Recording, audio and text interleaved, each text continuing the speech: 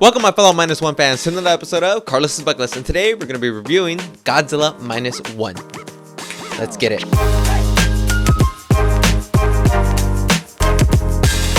This is going to feel weird. I'm usually wearing headphones for this, so I'm going to be listening to some tunes because I need music, so I feel immersed doing this. Godzilla Minus One is a masterpiece. This film left me speechless and in tears. This is exactly what I meant when I wanted a grounded Godzilla human story. Godzilla Minus One delivered with that. Now we have an ensemble of characters, but majority of the film we focus on one character. Now for all these characters, all their names are in Japanese, which makes sense because it's a Japanese film. I had to give them a nickname right next to their name so I can remember. So bear with me. The MC, which stands for main character, is Shikishima. The mother, Noriko. The child, Akiko. The auntie, Ota. The duck, Noda. I don't like the way I'm pronouncing that. Noda?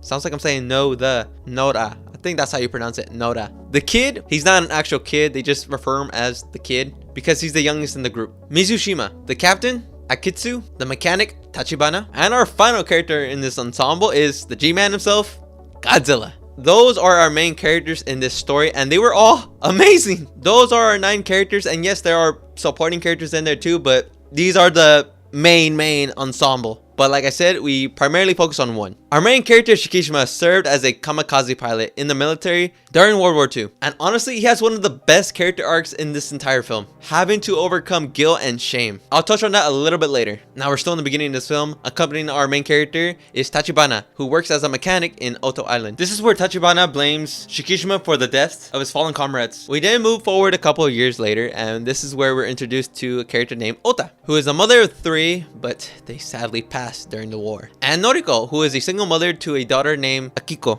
We then learn that Noriko adopted Akiko after her parents died during the war. And Shikishima then takes care of them. Not willingly, it just sort of happens. And what I mean by that, she just slept in this home and he just decided to take care of them. And Oda helps out as their auntie. And again, a couple years go by, and this is where we see these characters start to build. We see Shikishima doing whatever he can to provide for his family, because literally Noriko and Akiko are basically his wife and daughter. Now he doesn't see it that way, but me as the viewer, and including others, view it that way. Shikishima goes from job to job, and then he finally lands one, a good one. If I remember correctly, it's provided by the government, which gives relatively good pay.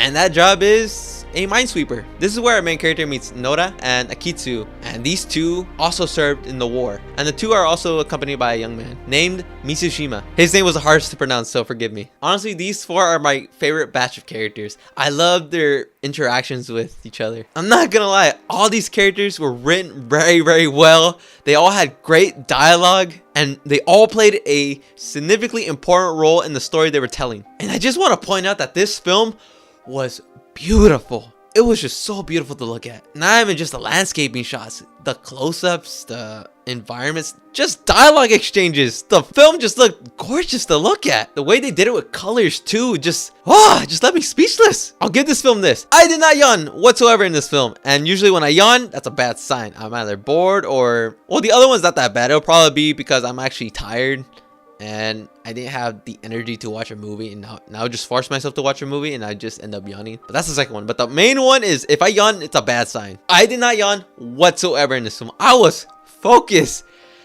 to a foreign movie. I swear this film better win an award for best cinematography. Cause my lord, it was so gorgeous to look at. Okay, back to the characters. Another plus I give the film. I love the way this film builds up all the relationships in the characters in here. Like seriously, my favorite moments were the simple moments, such as Shikishima and his minesweeper crew. Like you can see this brotherly bond that they have for each other, and you just see it grow even more within these 4 throughout the film. I also enjoyed the Shikishima family moments involving Noriko and Akiko. It was more of a will they, won't they type of thing, but there was a reason for that. Why the two didn't pass that boundary and being more than just friends. Like the two do have feelings for each other, you can tell, but Shikishima's character didn't think he was worthy enough for Noriko's hand in marriage due to his past guilt and shame. And Noriko, it was more like she didn't want to be a burden to him. Honestly, this was kind of worth the wait, and you're gonna see what I mean until the end. Now Godzilla, the G-Man himself, my boy. He was used phenomenally in this film. If I can remember correctly, I think he only had 8 scenes in this film. Now I'm gonna go in depth, but not too in depth, because I want you guys to go experience this film for yourselves. Odo Island. We get Godzilla right away in the beginning. We get pre-atomic bombing Godzilla, looking like some type of dinosaur out of Jurassic Park. He also kinda looked like Godzilla 1998 in a way, especially like around his feet area. And during this entire scene, and it takes place at night, it is terrifying. It gives you this nice thrill of terror, you know? Now I also got vibes of that toilet scene in Jurassic Park and the forest scene in Jurassic World involving the Indominus Rex. This opening doesn't mess around with Godzilla, man. It really doesn't. And I love that. The terror and horror it gave off. This is like the monster version of Chainsaw Massacre, because my boy literally left a massacre. The bombing. This just shows a quick montage of the atomic bombing that lands on Godzilla. You know, the classic bombing of Godzilla. We all know that whole story. And they tease his transformation in there. The boat attack. Now, I reacted to this and I wanted to see more when I reacted to it because I thought it was too short. Boy, this is a long scene. I got Jaws vibes watching this, man. It was so well done. This Godzilla just looked incredibly real just looking at him. Like I said, this is a very extended scene. Like, we're here for a while. Like, this is where Shikishima was doing his minesweeper job and the government sets him out as bait, if I can remember correctly, or to report. And Godzilla also attacks this giant ship. I don't remember the name of this ship, but it was a pretty awesome sequence, because this is where we are introduced to the atomic breath. And oh boy, it is powerful. Visually, I think this is the most powerful looking atomic breath. And I'm going to explain why just a little later. The Ginza attack. You know, where Godzilla destroys the city? Yeah, the whole classic Godzilla destruction.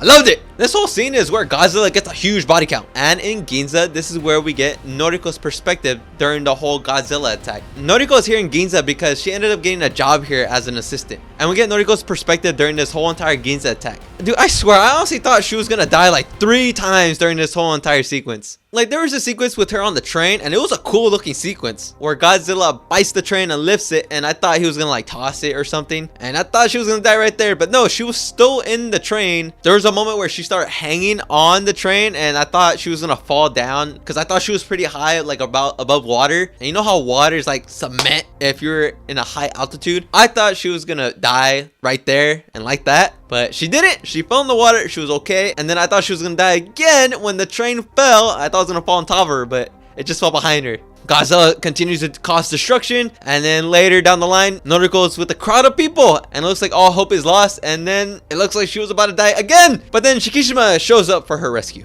Many people were smushed and died in the sequence. It was awesome.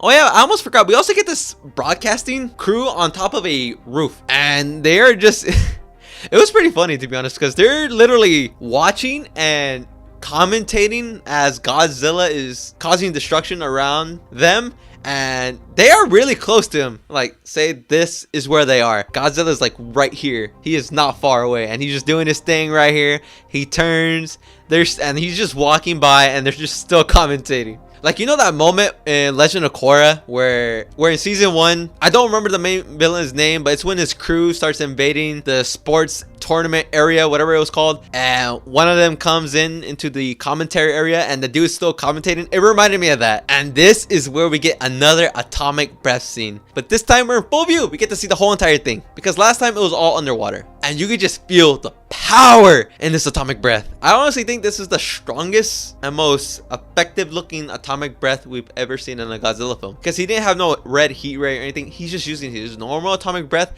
and you just feel the immersive power within that. It looked a lot better than the Monsterverse, but then sadly many lives were lost, including Noriko. She sacrificed her life in saving Shikishima, and my theater were mourning her loss, including my family members that were there with me. We all just took it in. We didn't want her to die. You just hear everyone going, oh no. You could just hear everyone in my theater. Like, you could hear the whispers and everything. Couple scenes later, we didn't get the game plan right after the Ginza attack. This scene includes a couple of the survivors during that Ginza attack, and a couple of the soldiers that served during World War II. This is where my boy Noda comes in to spit bars about the plan. The final act. Now, I had to search this up just to fully remember what the the plan exactly was because I don't want to misinterpret anything. Thank you, Google. Now, his plan involved luring Godzilla close enough around the Bay Area of Tokyo so he can surround Godzilla with Freon tanks so they can rupture him. This is going to cause the water around Godzilla to aerate, causing Godzilla to sink down under the ocean, and I think their goal was to get him below 1,500 meters, below sea level. Now, why did they want to do this? They're doing this because they hoped that the pressure and the depths of the ocean would crush him. And they had two plans. This was just plan A, and if that didn't work, we'll move on to plan B. Now, in these things are highly pressurized balloons, which would inflate underwater, causing Godzilla to ascend back up quickly enough, causing him to die. Now, that was an awesome creative idea. Like, I didn't know you could do that. Like, I knew the going down under the water can kill you at a certain rate of speed, but I didn't know that can happen if you came back up. Now, I really like this moment because we get the conclusion of Shikishima's character arc. The death of Noriko sent him off and he was out for revenge. That gave him that extra push to battle his guilt and shame that he had throughout the whole entire film. He felt guilty and shameless because he didn't do his part during the war as a kamikaze pilot, and Noriko's death just gave him that extra push to finally let that all go and have him do his part. Even the mechanic Tachibana, who kept blaming him, it was his fault that his men died, it was his fault that he didn't shoot the gun, it was his fault that he didn't do his part during the war. And Shikishima went out to find this guy so he can find him a plane during the film, and this guy went out of his way to give him a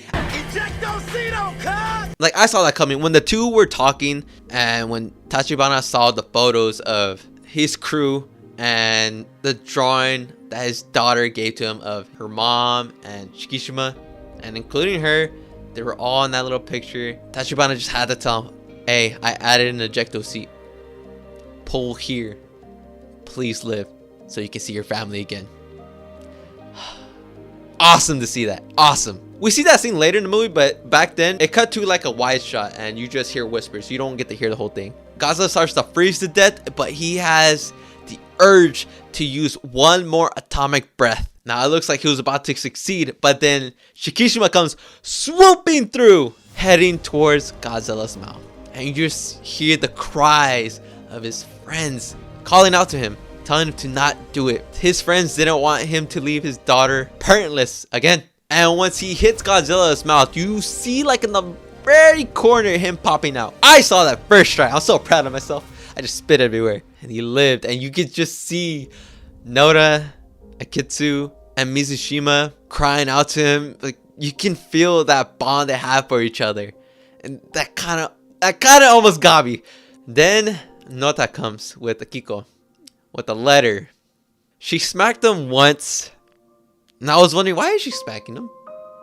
She smacks him a second time. She smacks him a third time. A fourth and a fifth. I just knew, dude. I just knew why she was smacking him. And it cuts to stairs. Oh my god. He's running up the stairs. And I just knew, dude. I just knew. And I was hoping. I knew, but I was hoping too. And it shows Noriko.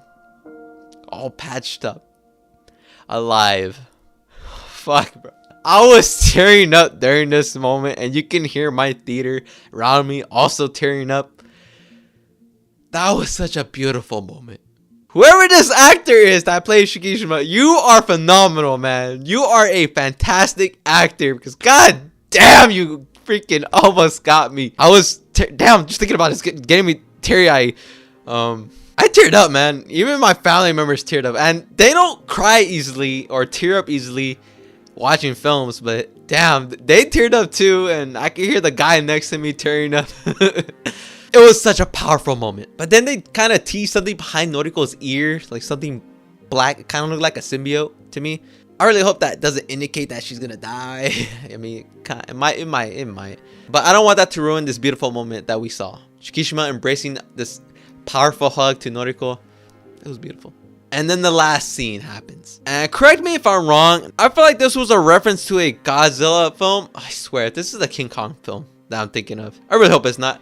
But now forgive me if I'm wrong, because I haven't seen a Toho Godzilla film in almost a decade now. Wasn't there a Godzilla film where in the ending, there was a shot in the ocean where it pans to a heart beating? I feel like that was a reference to that, because that's exactly what this was. Well, now I don't know if it was the actual heart to Godzilla. It was just like a limb just floating about in the ocean. slowly regenerating, teasing for sequels.